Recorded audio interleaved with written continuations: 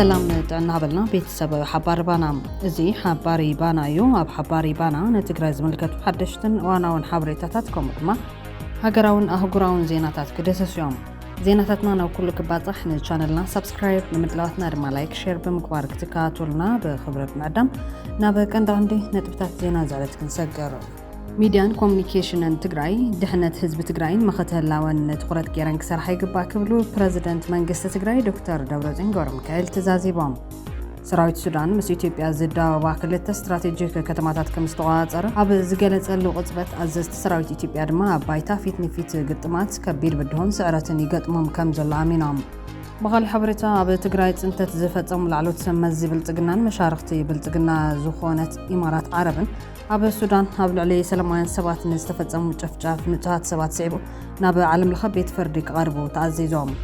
መንእሰይ ትግራይ ዓዱ ሓዲጉ ክስደድን ክፈልስን ዝግበር ዘሎ ሸርሕ ንምቁፅጻር ኣድላይ ስጉምቲ ክውሰድን ክትትል ክግበርን ኮሚሽን ፖሊስ ትግራይ ትእዛዝ መሓላሊፎም ነዚኣቶም ካልኦት ተገደስቲ ምዕባልታትን ሒዝልኩም ኣለዎ ሓባር ባና ሰዓት ምሳናቱ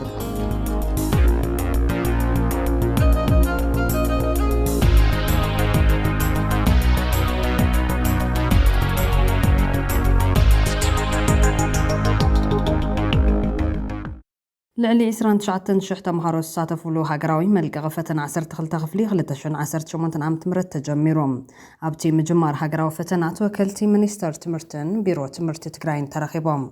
ኣብ 247 ኣብያተ ትምህርቲ ትምህርቶም ክከታተሉ ዝጸንሑ ተምሃሮ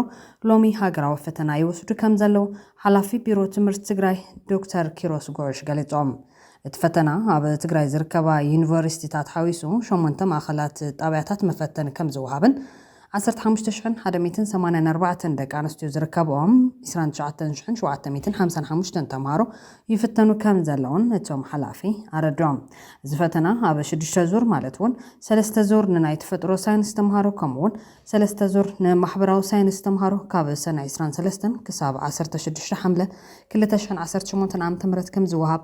ዶክተር ኪሮስ ጎሽ ገሊጾም ኣሎም እዞም ተምሃሮ ብሰንኪ ጆኖሳይዳዊ ኩናት ትምህርቶም እናተቆራረጸን ኣብ ሓደ ዓመት ናይ ክልተ ዓመት ትምህርቲ ብዝተፈራረቀ መንገዲ ዝተምሃሩን ሎሚ ሃገራዊ ፈተና ይወስዱ ከም ዘለውን ዝገለጹ ዶክተር ኪሮስ ሎሚ ብበይነ መረብን ብወረቐትን ፈተና ይወሃብ ከም ዘሎ ሓቢሮም ተወካሊ ሚኒስተር ትምህርቲ ኣይተ ባይሳ ጸጋይ እዚ ፈተና ብበይነ መረብ ስለ ዝወሃብ ምቁርራጻት ንከይህሉ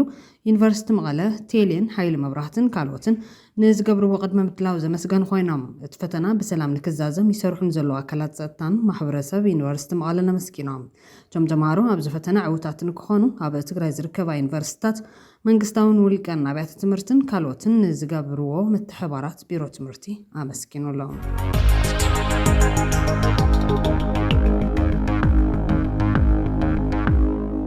ሚድያን ኮሙኒኬሽንን ትግራይ ድሕነት ህዝቢ ትግራይን መኸተላውን ትኩረት ገይረን ክሰርሓ ይግባእ ክብሉ ፕሬዝደንት መንግስቲ ትግራይ ዶክተር ደብረጽዮን ገብረሚካኤል ተዛዚቦም ሚድያን ኮሙኒኬሽንን ትግራይ ህዝቢ ትግራይ ንህልውናን ድሕነቱን ኣብ ዝገብሮ ቃልሲ ምጥንኻር ውዳበታቱን ብጠንካራ ልዕልና ሓሳብ ክመርሕን ክሰርሕን ይግባእ ኢሎም ኣለው ፕሬዝደንት መንግስቲ ትግራይ ዶክተር ደብረጽዮን ገብረሚካኤል ዶክተር ደብረጽዮን ዝገለጹ ምስ ኣመራርሓን ሰሙያን መራኸቢ ማዕኸናት ትግራይ ኣብ ዝገበርዎ ዘተ እዩ ሕዚ ኣብ ዘለና ሓደጋ ህልውና ሚድያ ዓርሱ ዝኻለ ግንባር ዝበሉ እቶም ፕሬዝደንት ኣብ ናይ ሓሳብ ግጥም ብልዕልና በሪኹ ክወፅእ ህዝቡ ዝሓዞ ናይ ቃልሲ ሓቂ ክሕዝ ይግባእ ኢሎም ሓቂ ሒዙ ዝተወፅዐ ህዝቢ ሓቂ ሒዙ ዝተገፈዐን ዝተጨፍጨፈን ህዝቢ ሓቂ ሒዙ ላዕላዊ ግዛእቱ ተመንጢሉ ክብተን ዝተደፈአ ህዝቢ እዩ ህዝቢ ትግራይ እዚ ሓቂ እዚ መሰለይ ዝብሎ ከረጋገጽ እቲ ዝሓዙ ሓቂ ከጉልህን ስዒሩ ክወፅን ሚድያን ኮሙኒኬሽንን ትግራይ ድማ ኣብዚ ሓቂ መቃለሲ ዓውዲ ገይሩ ንብሔራዊ ረብሓታት ትግራይ ክረባረብ ይግባእ ኢሎም ሚድያታትና ኣብ ትግራይ ዝበፅሐ በደል በፅሕዎን እዩ እቲ ክድዓትን ጥልመትን በአንን ብመሪሕነትን ክግለጽ ተገይሩ እዩ ናይ መኸተ ዓቕሚ ዝነበራ ሚድያታትና ንዝሓለፈ ቃልሲ መኸተ ጸረ ጽንተት ዘፋኹስ ንዝተወደበ ቃልሲ ህዝቢ ኣንጻር መኸተ ዝድውንን ክብሪ ዝኸልእን ትሕዝቶታት ተራእዮም እዮም ዝበሉ ዶክተር ደብረጽዮን ሓቂ ዝሓዙ ናብ ደንበ ጥልመት እቶም ኣብኣ ኮይኖም እውን ዝቃለሱ ዝነበሩ ግን ሕዚ እውን እዮም ንህዝቦም ወጊኖም ዝቃለሱ ዘለው ኢሎም ሕዚ ሚድያታትና ገጢሙና ንዘሎ ሓደጋ ኣለውና ኣብ ምምካት ውዳበታት ዝፈጥርን ውዳበታት ዘጠናኸርን መሪሕ ልዕልና ሓሳብ ክውንና ውዳበታት ህዝባዊ መኸተ ክሰጣጥም ብዝተወደበ መንገዲ ክኸይድ መሪሕን ዘይትካነ ጃምን ክፍጽማ ልዑል ትጽቢት ይግበረለን ኢሎም ዶክተር ደብረጽዮን ንሰብ ሞያን ኣመራርሓ ሚድያን ኮሙኒኬሽንን ኣብ ዝሓለፍዎ መልእኽቲ ሚድያታት ትግራይ ሃልዋትን ድሕነትን ህዝብኹምን ዓድኹምን ኣቐዲምኩም ተናቢብኩምን ተዋሃሂድኩምን ክትሰርሑ ይግባእ ጉልበት ሚድያኹም ተጠቒምኩም መኸተ ህላዊ ህዝብኹም ክርምስ ዝብገስ ሽርሕታት ጸላእቲ ኣቃልዑ ኣፍሽሉ ህዝባዊ ምልዕዓል ንድሕነትን ጸጥታን ሰላምን ህዝብኹም ደግፉ ኣጠናኽሩ ዝበሉ እቶም ፕረዚደንት ብሄራዊ ክልላዊ መንግስቲ ትግራይ ድማ ብሙሉእ ዓቕሙ ኣብ ጎንኹም ብምዃን ክድግፍ እዩ ኢሎም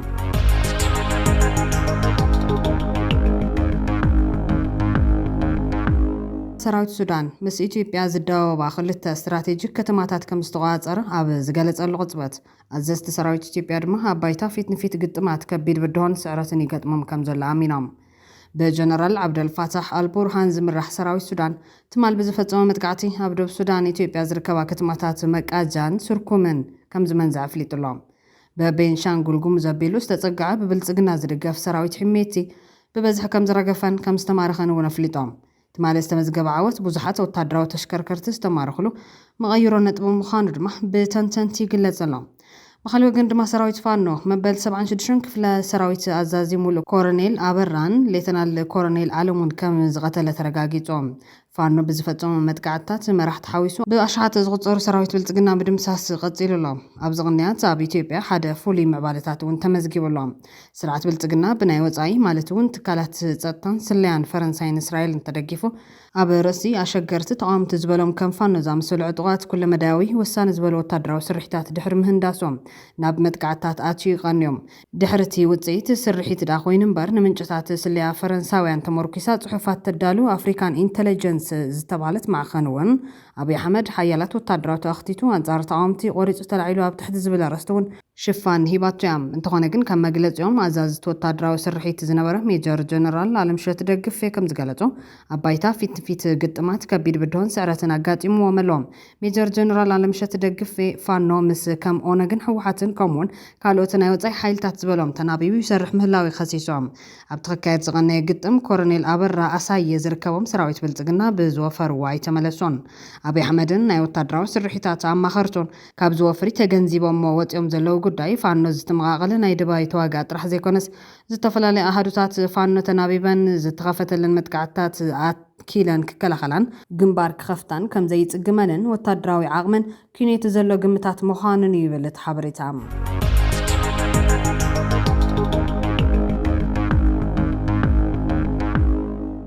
ኣብ ትግራይ ጽንተት ዝፈጸሙ ላዕሎት ሰመዝ ብልጽግናን መሻርክቲ ብልጽግና ዝኾነት ኢማራት ዓረብን ኣብ ሱዳን ኣብ ልዕሊ ሰላማውያን ሰባት ንዝተፈጸሙ ጨፍጫፍ ንጹሃት ሰባት ስዒቡ ናብ ዓለም ለኸ ቤት ፍርዲ ክቐርቡ ተኣዚዞም ኣብ ሱዳን ኣብ ዝተፈጸሙ ዘስካሕክሑ ገበናት ኢደልዎም ዝተባሃሉ ላዕሎት ሰበስልጣን ሕቡራት ዓረብ ኤምሬትስ ኢትዮጵያን ናይቲ ዞባን ብዓለም ለኸ ቤት ፍርዲ ገበነኛታት ክምርመሩ ተሓቲቶም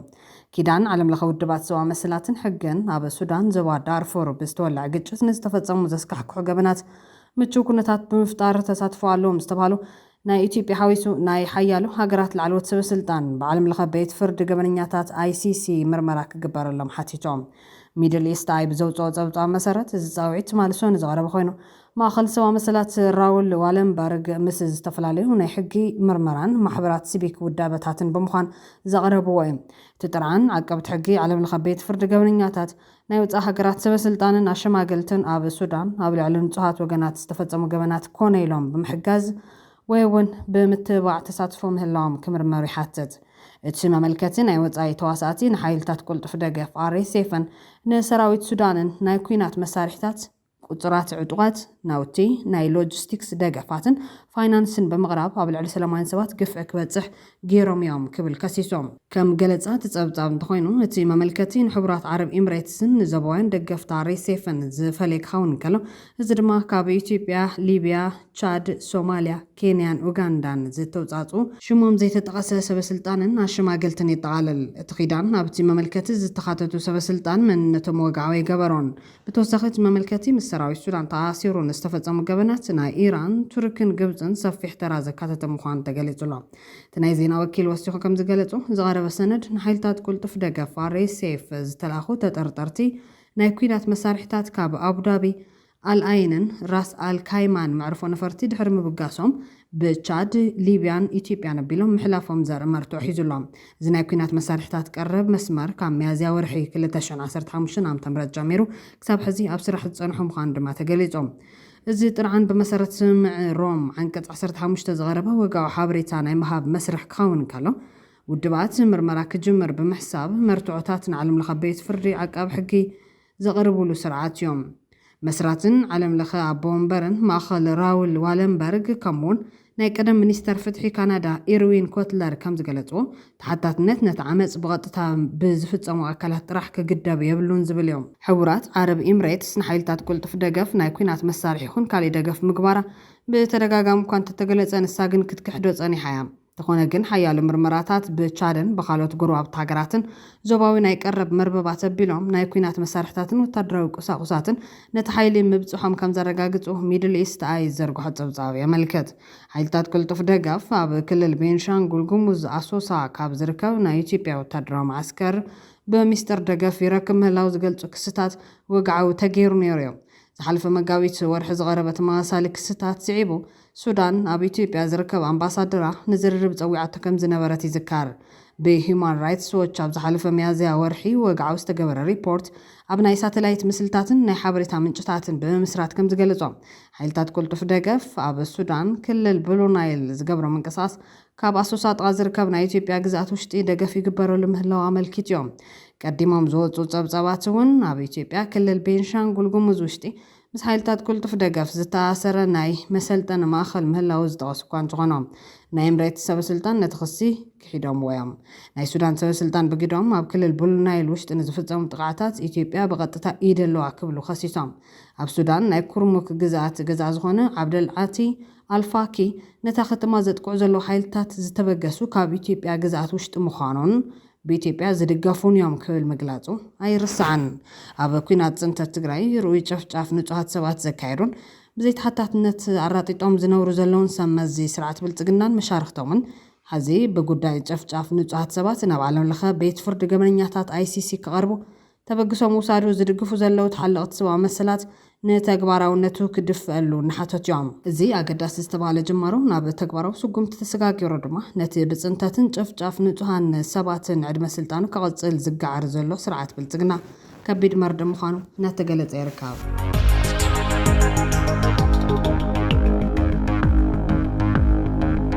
መንእሰይ ትግራይ ዓዱ ሓዲጉ ክስደድን ክፈልስን ዝግበር ዘሎ ሽርሕ ንምቁፅጻር ኣድላይ ስጉምቲ ክውሰድን ክትትል ክግበርን ኮሚሽን ፖሊስ ትግራይ ትእዛዝ መሓላሊፎም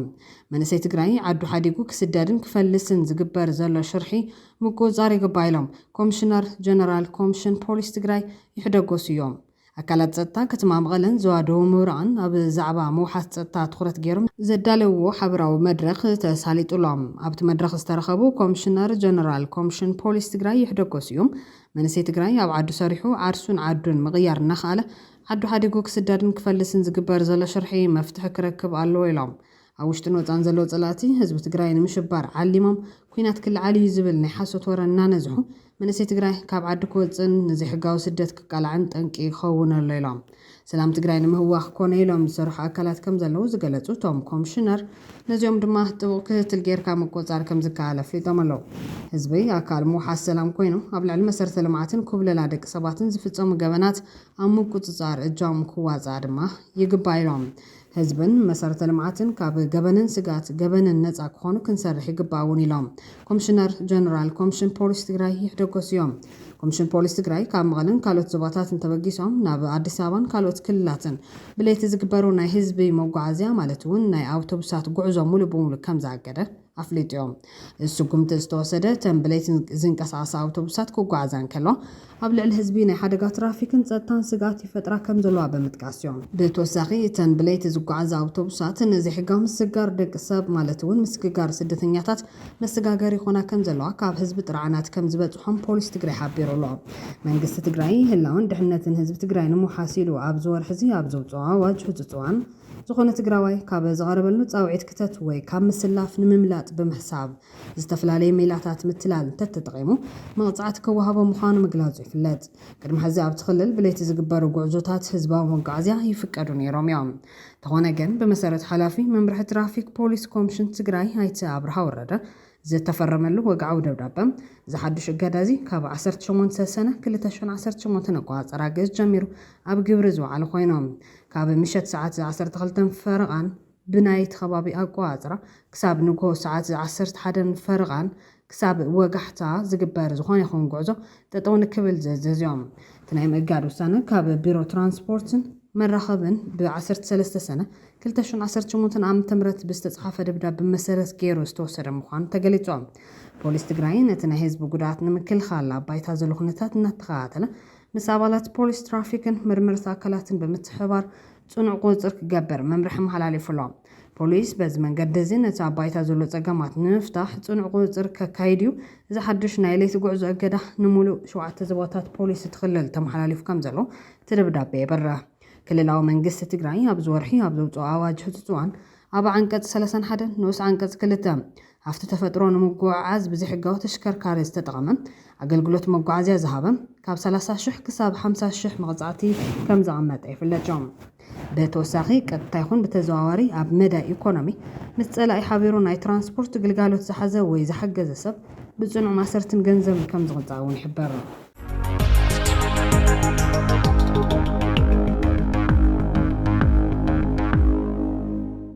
ኣብ መወዳእታ ድማ ካብ ሓዘን ናብ 4 ግዜ ሽልማት መድረኽ ዝበቕዐት ዘንብዕን ዘኹርዕን ሓቀኛ ታሪክ ዝወነነት ጅግና ትግራወይቲ መንእሰይ ክንካፍለኩም። እዚ ታሪክ ጅግና ዊንታ ኣረጋይ ብሓቂ ልቢ ዝትንክፍ ዘንብዕ ብተመሳሳሊ ድማ ኩርዓትን ሓበንን ዝመልኦ ዓብዪ ናይ ዓወት ታሪክ እዮም። ናይ ትምህርቲ ድሌትም ዳርጋ ኣቢሎ እየ ነይረ ገዲፈ እየ ነይረ ምክንያቱ ምሩቕ ሓወይ ስለዝተሰወኒ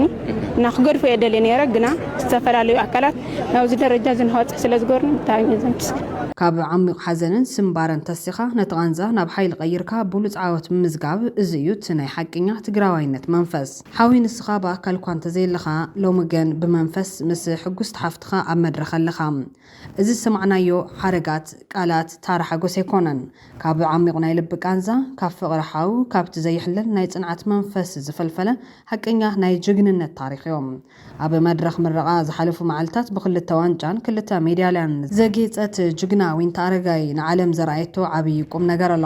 እዚ ዓወት እዚ ብቐሊሉ ዝመፀ ኣይኮነን። ዊንታ እቲ ብሉፅ ውፅኢት ኣምፅኡ ካብ ዩኒቨርሲቲ ተመሪቑ ዝነበረ ሓዋም ኣብቲ ክቡር ቃልሲ ህዝቢ ትግራይ መስዋዕት ክኸፍል እንከሎ ዓለም እዩ ጸልሚትዋ። ተስፋ ቆሪፃ ትምህርታ ከተቋርፅ ኩሉ ክትገድፎ ወሲና ነይራ። እዚ ናይ ዊንታ ፈተና ናይ ሓንቲ ውልቀ ሰብ ጥራሕ ኣይኮነን። ሎሚ ኣብ ትግራይ ዘሎ ኩሉ መንእሰይ ዝሓልፎ ዘሎ ናይ ስእነት ናይ ሓዘንን ናይ ተስፋ ምቑራፅን ፈተና መርኣያ እዮም።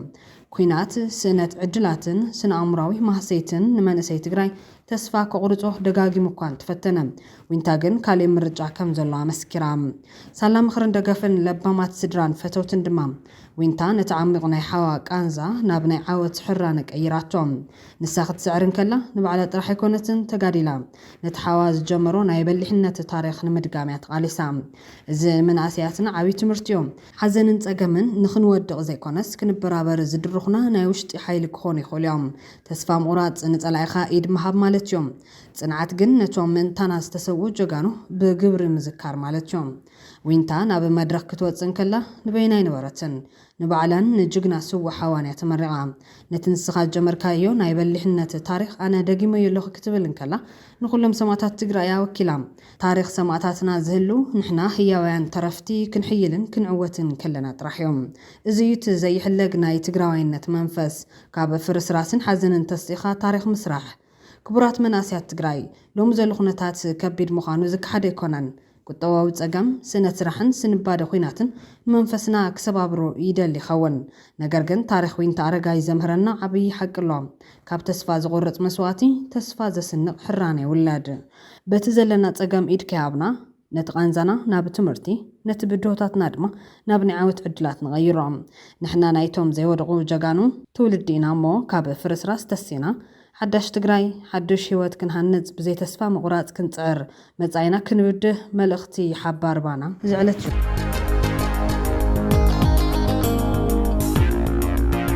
ፍትዋትን ክቡራትን ቤተሰብ ሓባር ባና ንዝዕለት ዝሓዝናዮም ሓበሬታታት ኣብ ዝቐንቢትና ንቻነልና ሳብስክራይብ ንምድላትና ድማ ላይክ ሼር ብምግባር ቤተሰብ ሓባር ባና ይኹኑ። ሰላም